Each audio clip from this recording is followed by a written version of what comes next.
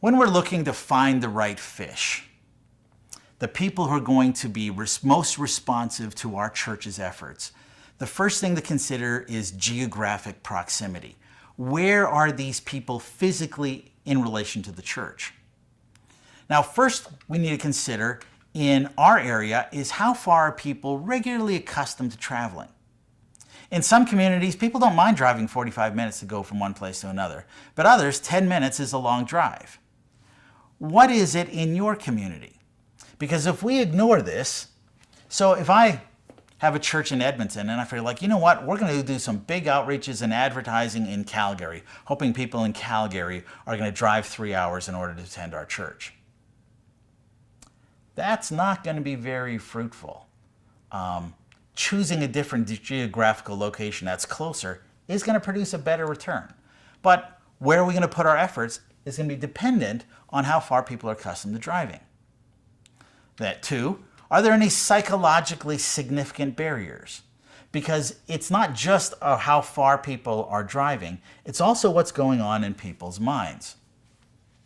So for example, in the community that I used to live in, a city called Lethbridge, Alberta, there's a river there that divides the city into east and west. And if you live on the west side of town, downtown's on the east side, all the shopping's on the east side. So if you live on the west side of town, going to the east side is something you do all the time. It's literally 5 minutes away. You don't even think twice about it. I mean, it's just right there. But if you live on the east side of town, there's a perception that the west side is somewhere in British Columbia. In fact, nobody ever says going to the west side or something's on the west side. They always say all the way on the west side. Oh, he lives all the way on the west side. Or, oh, I have to go all the way to the west side. So if you put a church on the west side, you're going to reach west side people, but people on the east side, not going to be able to reach them very well. Where if a church is on the east side, yeah, you can reach west side people. They have no problem going to the east side.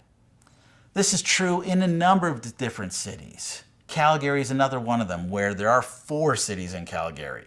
And if you live in the northeast, going to the northwest, you will use that same terminology. It's, oh, I have to go all the way to the northwest.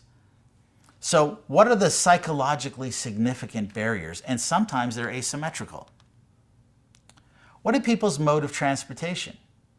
If you're reaching people that are doing everything on foot, you've got a real narrow area. Sometimes you're reaching people that take transit. So being mindful of where those transit lines are, where those subways or light rail transit depots are, is going to make an impact on where you're looking for geographical proximity. When we ignore geographic proximity, this leads to us wasting time, money, and effort in putting a lot of effort in reaching people that would not respond to us because of where we're physically located. They're just too far away, or at least in their minds, they're just too far away from us.